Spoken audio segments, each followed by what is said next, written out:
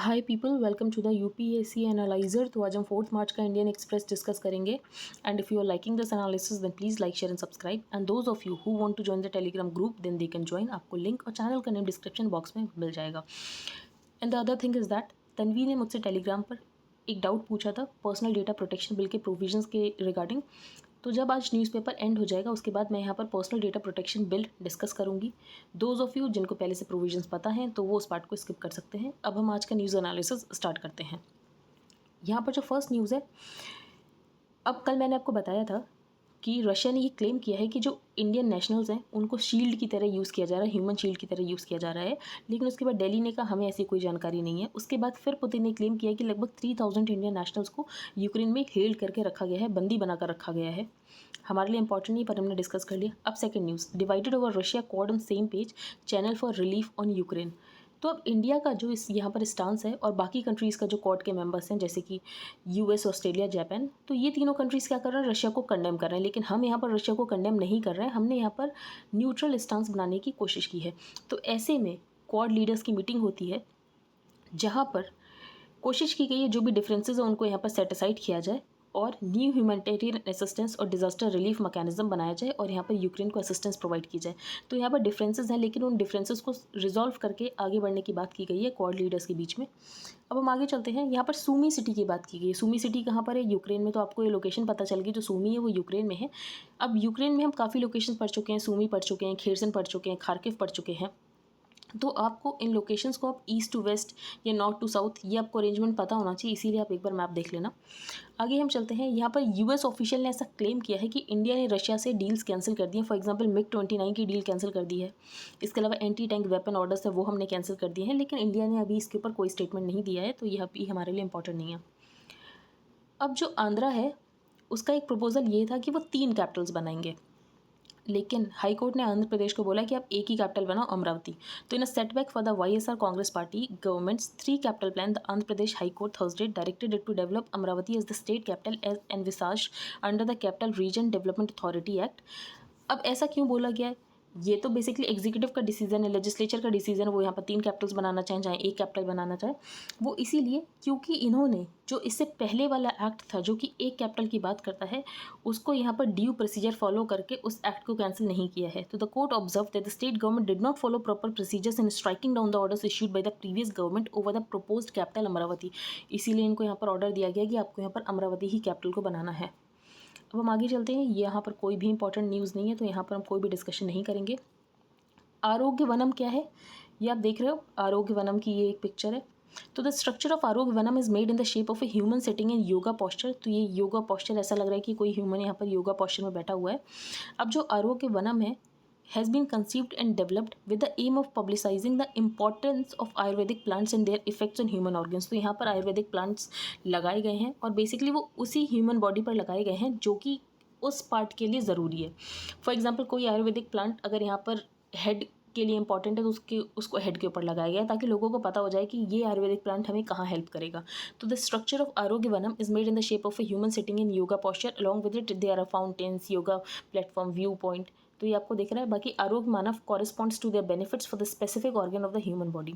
तो interestingly the location of the plants on the body of Arogya Manav corresponds to their benefits for that specific organ. तो मैंने आपको बताया ना, फॉर एग्जाम्पल हेड के लिए कोई प्लांट इंपॉर्टेंट है तो उसको यहाँ पर हेड की पोजीशन पे ही उसको यहाँ पर लगाया गया है और लोगों को यहाँ पर आयुर्वेदिक मेडिसिन के बारे में पता चले, मेडिसिनल प्लांट के बारे में पता चले। तो ये आरोग्य वनम है जो कि राष्ट्रपति भवन में है और ये नया अट्रैक्शन बना हुआ है। आगे हम चलते हैं। ऑपरेशन गंगा, आपको ऑपरेशन गंगा पता है कि यूक्रेन से जो हमारे स्टूडेंट्स वहाँ पर स्ट्रैंडेड हैं उनको निकाला जा रहा है उनके इवैक्यूएशन प्लान के लिए, ऑपरेशन गंगा। यहाँ पर कोई इंपॉर्टेंट न्यूज़ नहीं है, यहाँ पर हम कुछ भी डिस्कस नहीं करेंगे। एन वर्ड, न्यूक्लियर वेपन्स जो यहाँ पर रशिया यूज़ करेगा उसके लिए रशिया ने थ्रेट दिया, बिल्कुल इंपॉर्टेंट नहीं है।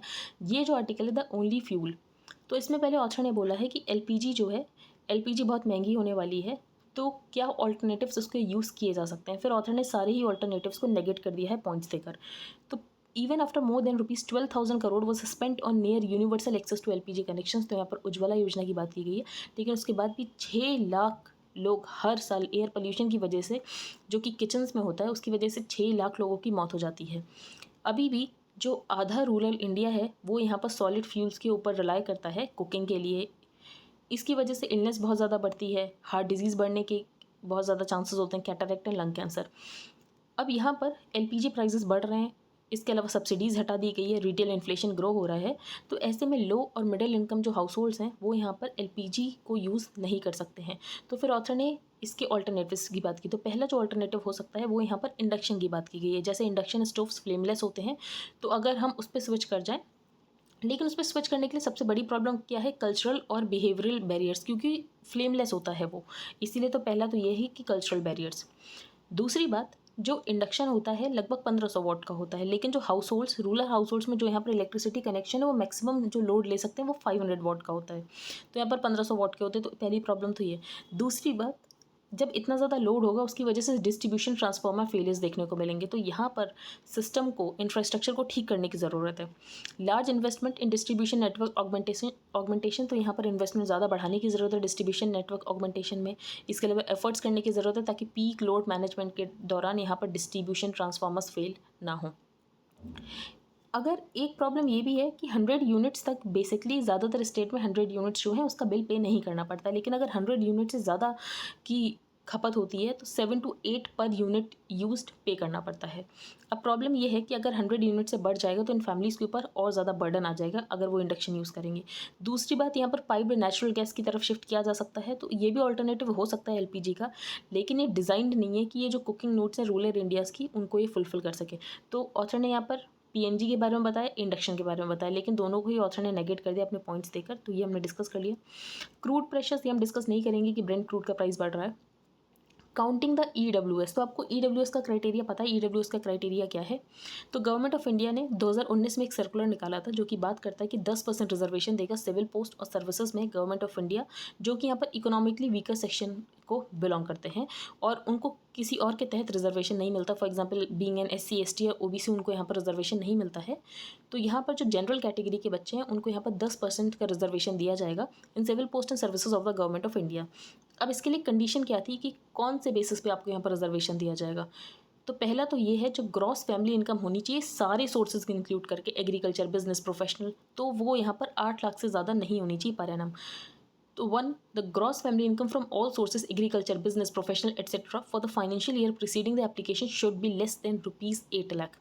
दूसरी बात, फैमिली ओन्ड और परचेज्ड एसेट्स, कोई फैमिली है जिसके पास यहाँ पर 5 या उससे ज़्यादा एग्रीकल्चरल लैंड है, या रेसिडेंशियल फ्लैट है 1000 स्क्वायर फीट का या उससे ज़्यादा, या रेसिडेंशियल प्लॉट है 100 स्क्वायर यार्ड्स का इन नोटिफाइड म्यूनिसपैलिटीज़, या फिर 200 स्क्वायर यार्ड्स का इन नॉन नोटिफाइड म्यूनिसपैलिटीज़, तो यहाँ पर इनकम क्राइटेरिया कोई भी हो, उनके 8 लाख से भले ही कम इनकम हो पर एनम, लेकिन उनको यहाँ पर ईडब्ल्यूएस का बेनिफिट नहीं दिया जाएगा। तो बेसिकली जो सेकंड कैटेगरी है ये है एक्सक्लूजन का क्राइटेरिया, कि अगर यहाँ पर आपके पास 200 स्क्वायर यार्ड हुआ नॉन नोटिफाइड म्यूनिसपैलिटीज़ में, या 100 स्क्वायर यार्ड हुआ, या आपके पास 1000 स्क्वायर फीट से बड़ा फ्लैट हुआ, या आपके पास 5 एकड़ से ज़्यादा एग्रीकल्चरल लैंड हुआ, तो आपको ईडब्ल्यूएस का बेनिफिट नहीं मिलेगा, इररिस्पेक्टिव ऑफ आपकी इनकम 8 लाख से ज़्यादा है या 8 लाख से कम है, उस बात से कोई फ़र्क नहीं पड़ता, आपको यहाँ पर बेनिफिट नहीं मिलेगा। तो फैमिली इंक्लूड्स दोस्त, अब यहाँ पर बोला गया कि पूरे फैमिली मेंबर्स की यहाँ पर इनकम काउंट की जाएगी, तो फैमिली में कौन? तो family includes those who seek the benefit, their spouse, parents, siblings, children below 18 years, तो ये सब लोग यहाँ पर फैमिली में इंक्लूड होंगे। अब ऑथर ने बेसिकली यहाँ पर स्टैटिस्टिक्स का यूज़ किया है और ये बताया है कि जो 8 लाख का क्राइटेरिया है, इसकी वजह से लगभग 90% रूरल हाउस होल्ड्स यहाँ पर कवर हो जाएंगे ईडब्ल्यूएस के अंडर। तो यहाँ पर पीरियोडिक लेबर फोर्स सर्वे का डेटा यूज़ किया गया, जिससे ये पता चला, based on the data on non SC ST OBC, we found that 99% of rural household and 95% of urban household, जिनकी जो मंथली अर्निंग्स है वो यहाँ पर 66,000 कुछ है, जिसकी वजह से उनकी जो पर एनम है वो 8 लाख से कुछ कम बनती है। तो यहाँ पर 90% लोग ईडब्ल्यूएस का बेनिफिट के लिए एलिजिबल हो जाएंगे। तो हमें ये स्टैटिशियन नहीं बनना, हमें क्या देखना है, ईडब्ल्यूएस का क्राइटेरिया क्या है। उसके बाद यहाँ पर सुप्रीम कोर्ट ने ये एक क्वेश्चन भी किया था कि ईडब्ल्यूएस के आप 8 लाख के क्राइटेरिया पर पहुँचे कैसे।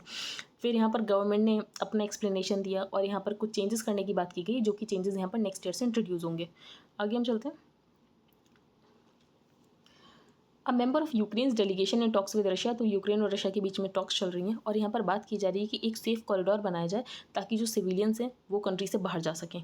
तो member of Ukraine delegation in talks with Russia on Thursday said the parties have reached a tentative agreement to organise safe corridors for civilians to evacuate and for humanitarian supplies to be delivered. बाकी यहाँ पर Russia ने बहुत सारे strategic areas ले लिए हैं, तो रशिया ने यहाँ पर खेरसन ले लिया है। इसके अलावा रशिया ने एक इंपॉर्टेंट पोर्ट सिटी भी ले लिया है, माइकोलेव।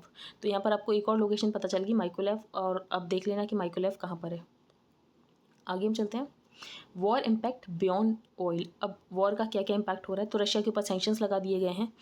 इसके अलावा जो ब्लैक सी और अजोव सी की वजह से जो शिप्स वेसल्स वहाँ से जाते हैं तो वो भी डिसरप्ट हो चुका है। तो effects of shipping disruptions through the Black and Azov Sea plus Russian banks being cut from the international payment system, तो इसकी वजह से जो एग्री कमोडिटी के प्राइसेस है वो भी बढ़ जाएंगे।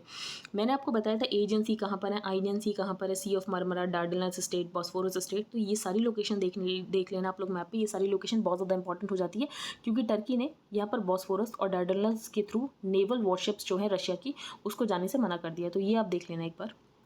The regions are in difficult to see. अब जो रशिया है वर्ल्ड का थर्ड बिगेस्ट ऑयल एक्सपोर्टर है और रशिया के ऊपर यहाँ पर सैंक्शंस लगा दिए हैं। जो रशिया है वो second biggest natural gas supplier है और यहाँ पर रशिया के ऊपर सैंक्शंस लगा दिए गए, तो ऑफकोर्स इसका इम्पैक्ट होगा और यहाँ पर प्राइजेस बढ़ जाएंगे। इसके अलावा जो रशिया है वो second largest exporter of wheat भी है, तो यहाँ पर ये इंडिया के लिए यूजफुल चीज़ है कि रशिया जो है यहाँ पर रशिया से तो सप्लाई डिसरप्ट होगी तो इंडिया के जो यहाँ पर एक्सपोर्ट्स हैं वो और ज़्यादा कॉम्पिटेटिव हो सकते हैं। तो skyrocketing global prices have made Indian wheats exports very competitive, तो यहाँ पर हमें एक फ़ायदा है लेकिन हमें नुकसान भी बहुत ज़्यादा। For example Brent crude oil बढ़ जाएगा तो हमें ऑयल इंपोर्ट करना महंगा होने लगेगा।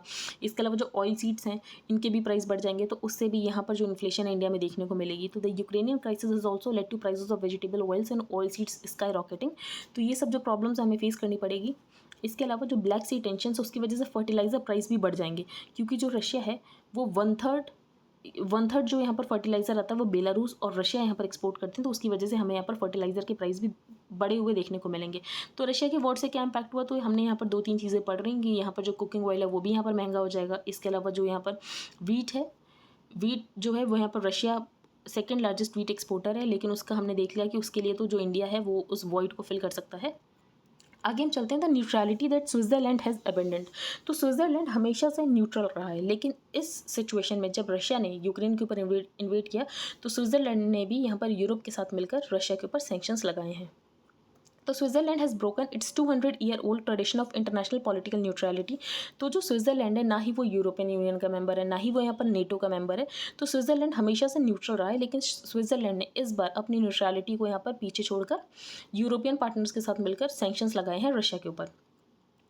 अब ये जो स्विट्ज़रलैंड है ये बहुत पहले से न्यूट्रल है। तो when it adopted it's policy at the Congress of Vienna 1815 से न्यूट्रल है, लेकिन अगर हम देखें तो उससे पिछले 300 साल से न्यूट्रल है क्योंकि परपेचुअल पीस की एक ट्रीटी हुई थी जब बैटल ऑफ मैरिग्नानो खत्म हुआ था, तो यहाँ पर किंग ऑफ फ्रांस और ओल्ड स्विस कॉन्फेडरेसी के बीच में यहाँ पर एक ट्रीटी हुई थी और उसके बाद से स्विस जो है स्विट्ज़रलैंड वो तब से न्यूट्रल है। और न्यूट्रलिटी की वजह से जो स्विट्ज़रलैंड है वो यहाँ पर यूरोपियन अरीना से थोड़ा आइसोलेट भी हो चुका है। तो neutrality has long taken the form of staying aloof from the rest of Europe. तो इट टुक स्विट्ज़रलैंड अंटिल 2002। जो स्विट्ज़रलैंड है वो 2002 में यूएन का मेंबर बना, इतना लेट क्योंकि वो न्यूट्रल, इसीलिए वो यहाँ पर कोई भी ऑर्गेनाइजेशन भी ज्वाइन नहीं करता है। अब हिटलर ने एक ऑपरेशन करने वाला था हिटलर जिसका नाम था टेनेनबाउम, और यहाँ पर स्विट्ज़रलैंड के ऊपर इन्वेड करने वाला था हिटलर, लेकिन ये जो प्लान है ये कभी एक्शन में नहीं आया। तो ये एक ऑपरेशन की बात की गई टेनेनबाउम, और आज तक हमेशा जो स्विट्ज़रलैंड था उसने न्यूट्रल स्टांस को मेंटेन किया है, लेकिन अब यहाँ पर स्विट्ज़रलैंड ने अपनी न्यूट्रलिटी छोड़ दी और यहाँ पर रशिया के ऊपर सैंक्शंस लगाना शुरू कर दिया है। रशिया के लोगों की लगभग $11 बिलियन जो ओलिगार्क्स हैं रशिया की, उनकी वेल्थ है यहाँ पर स्विस बैंक्स में, तो ये सारी ही जो भी वेल्थ है उसको सीज कर दिया गया है। Studying inputs won't rush with tabling data bill. अब यहाँ पर यही गवर्नमेंट का स्टैंड है कि हम डेटा प्रोटेक्शन बिल से कोशिश करेंगे कि प्रॉब्लम्स ना क्रिएट हो बल्कि डिजिटल इकॉनमी को और ज़्यादा पुश मिले। बाकी इस पेज पर कोई भी इंपॉर्टेंट न्यूज़ नहीं। अब हम यहाँ पर डिस्कस करेंगे डेटा प्रोटेक्शन बिल। तो पर्सनल डेटा प्रोटेक्शन बिल 2019 में आया था। जस्टिस BN श्री कृष्णा ने एक कमेटी ऑफ एक्सपर्ट्स हेड की थी, उसके बाद यहाँ पर पर्सनल डेटा प्रोटेक्शन बिल निकल कर आया था 2019 का। तो जस्टिस BN कृष्णा, आपको ये याद रखना है। अब कमेटी क्यों कॉन्स्टिट्यूट की गई थी, हमें क्यों इसकी नीड महसूस हुई कि एक पर्सनल डेटा प्रोटेक्शन बिल होना चाहिए, वो इसीलिए क्योंकि सुप्रीम कोर्ट ने एक जजमेंट में, पुट्टास्वामी जजमेंट में ये क्लियर किया था कि राइट टू प्राइवेसी एक फंडामेंटल राइट है। तो उसके बाद से यहाँ पर नीड हुई कि हमें जो यूज़र्स हैं उनका डेटा प्रोटेक्ट करने की ज़रूरत है, क्योंकि यहाँ पर जो कंपनीज़ है वो बहुत सारा डेटा यहाँ पर रेगुलेट करती हैं, बहुत सारा डेटा यहाँ पर स्टोर करती हैं, तो ऐसे में डेटा को रेगुलेट करना बहुत ज़्यादा ज़रूरी है। अब की प्रोविजंस क्या है, डेटा प्रिंसिपल कौन होता है, तो इंडिविजुअल जिसका डेटा स्टोर या प्रोसेस किया जाता है वो होता है यहाँ पर data principal.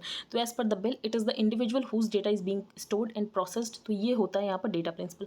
Social media companies, तो सोशल मीडिया कंपनीज़ जो कि डेटा फिड्यूशरीज होती हैं और यहाँ पर यूज़र के डेटा को प्रोसेस करती हैं, तो वो सोशल मीडिया कंपनीज़ अकाउंटेबल होंगी। And independent regulator data protection agency, इसके अलावा एक डेटा प्रोटेक्शन एजेंसी बनाई जाएगी। हर कंपनी के पास यहाँ पर एक डेटा प्रोटेक्शन ऑफिसर होगा जो कि यहाँ पर डीपीए के साथ लाइजन में काम करेगा for auditing grievance redressal. The bill also grants individual the right to data portability. इसके अलावा इंडिविजुअल के पास राइट होगा कि वो अपने डेटा को पोर्ट करा सकता है, अपने डेटा को एक्सेस कर सकता है और अपने डेटा को ट्रांसफर करने के लिए भी कंसेंट दे सकता है। इसके अलावा राइट टू बी फॉरगॉटन, ये इंडिविजुअल को राइट देता है कि पहले जिस भी डेटा के लिए मैंने कंसेंट दिया था मैं उसके लिए कंसेंट रिमूव कर सकूँ। तो this right allows an individual to remove consent for data collection and disclosure. The personal data protection bill 2019, इसमें एक कंटेंशियस सेक्शन है 35। अब ये जो कंटेंशियस सेक्शन है 35 वो क्या कहता है, वो ये कहता है कि सॉवरेनिटी या इंटीग्रिटी ऑफ इंडिया का मैटर हो या पब्लिक ऑर्डर का मैटर हो या फिर किसी फॉरेन स्टेट्स के साथ फ्रेंडली रिलेशंस का मैटर हो, तो ऐसे में जो सेंट्रल गवर्नमेंट है वो सारे ही प्रोविजंस को वेव ऑफ कर सकती है to give powers to the central government to suspend all or any of the provisions of this act for government agencies. तो गवर्नमेंट एजेंसीज के लिए जो सेंट्रल गवर्नमेंट है वो सारे ही प्रोविजंस को वेव ऑफ कर सकती है और यूज़र का डेटा जैसे चाहे यहाँ पर सेंट्रल गवर्नमेंट यूज़ कर सकती है।